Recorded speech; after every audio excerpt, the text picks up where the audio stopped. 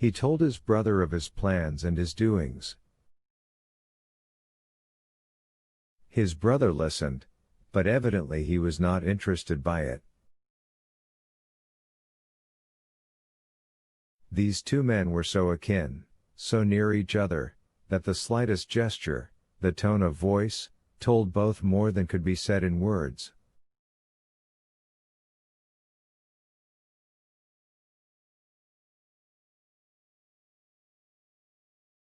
Both of them now had only one thought: the illness of Nikolai and the nearness of his death, which stifled all else.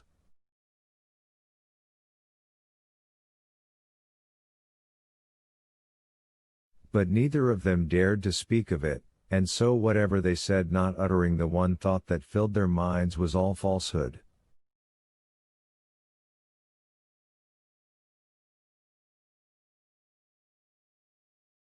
Never had Levin been so glad when the evening was over and it was time to go to bed.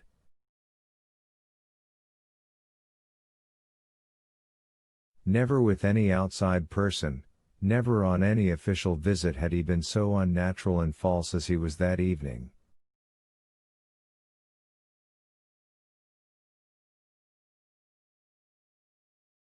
And the consciousness of this unnaturalness, and the remorse he felt at it, made him even more unnatural.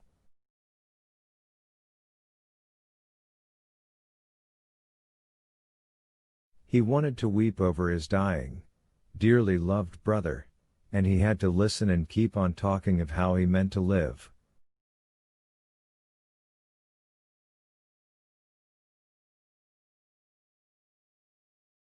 As the house was damp, and only one bedroom had been kept heated, Levin put his brother to sleep in his own bedroom behind a screen.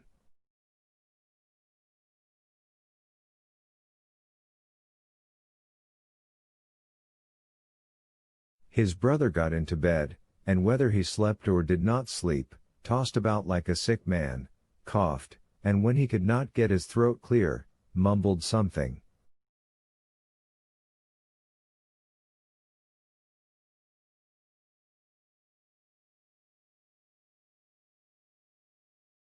Sometimes when his breathing was painful, he said,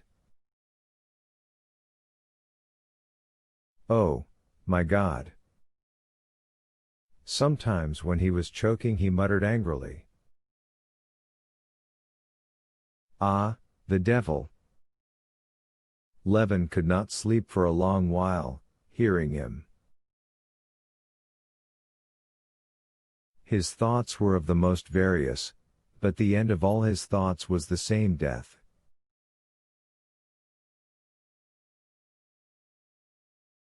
Death, the inevitable end of all, for the first time presented itself to him with irresistible force.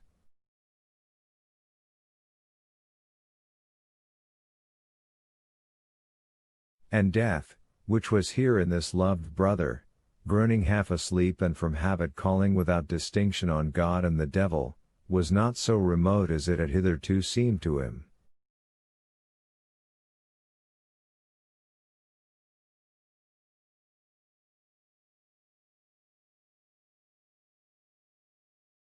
It was in himself too, he felt that.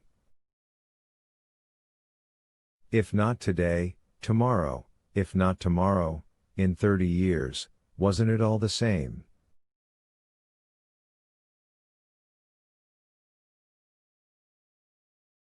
And what was this inevitable death he did not know, had never thought about it, and what was more, had not the power, had not the courage to think about it.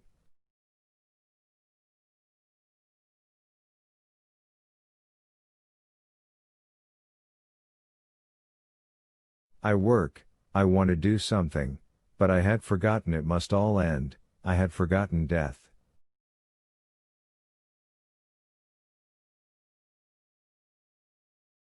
He sat on his bed in the darkness, crouched up, hugging his knees, and holding his breath from the strain of thought, he pondered.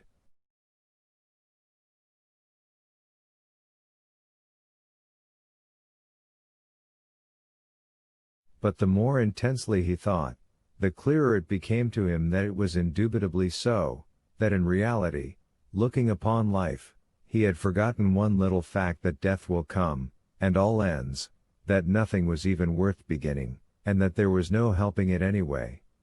Yes, it was awful, but it was so.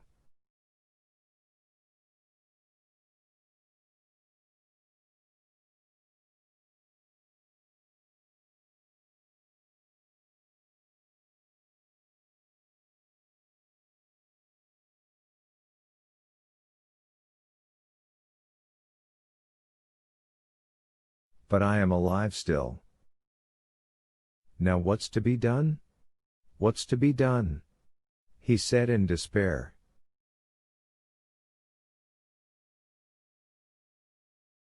He lighted a candle, got up cautiously and went to the looking-glass, and began looking at his face and hair.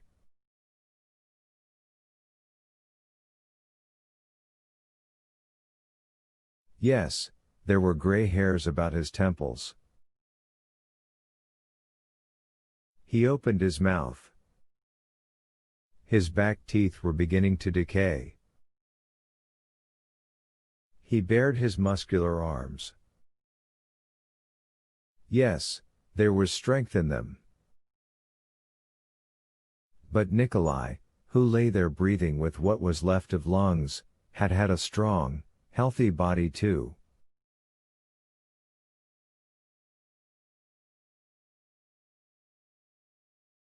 And suddenly he recalled how they used to go to bed together as children, and how they only waited till Fyodor Bogdanich was out of the room to fling pillows at each other and laugh irrepressibly, so that even their awe of Fyodor Bogdanich could not check the effervescing, overbrimming sense of life and happiness.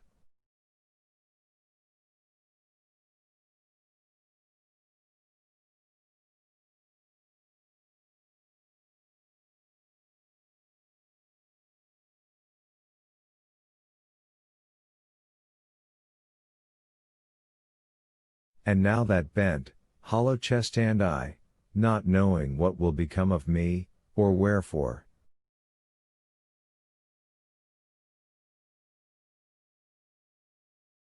Ka! Ka! Damnation! Why do you keep fidgeting? Why don't you go to sleep? His brother's voice called to him.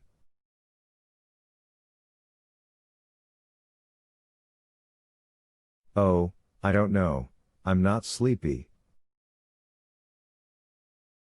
I have had a good sleep, I'm not in a sweat now. Just see, feel my shirt, it's not wet, is it? Levin felt, withdrew behind the screen, and put out the candle, but for a long while he could not sleep.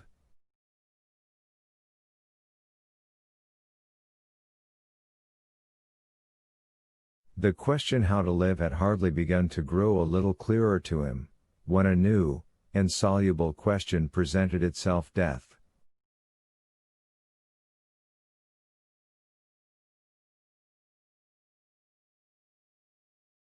Why, he's dying, yes, he'll die in the spring, and how help him?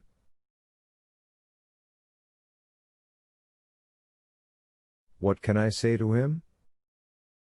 What do I know about it? I'd even forgotten that it was at all. Chapter 32.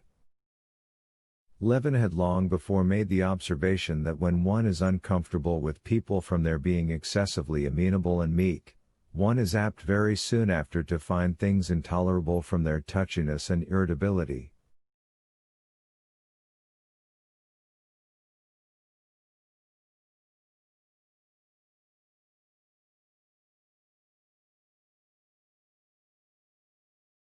He felt that this was how it would be with his brother. And his brother Nikolai's gentleness did in fact not last out for long.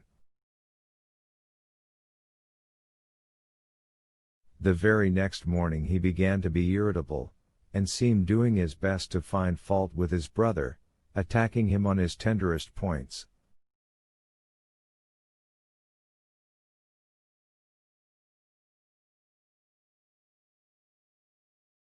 Levin felt himself to blame, and could not set things right.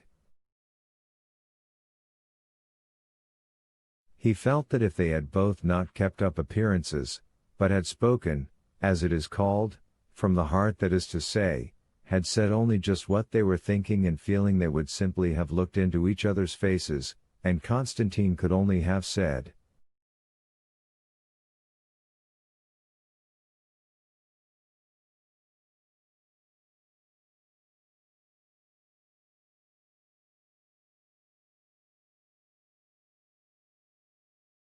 "You're dying, you're dying." And Nikolai could only have answered,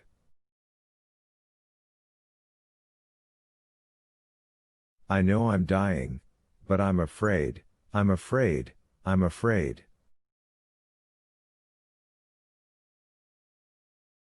And they could have said nothing more, if they had said only what was in their hearts. But life like that was impossible, and so Constantine tried to do what he had been trying to do all his life, and never could learn to do, though, as far as he could observe, many people knew so well how to do it, and without it there was no living at all. He tried to say what he was not thinking, but he felt continually that it had a ring of falsehood, that his brother detected him in it, and was exasperated at it,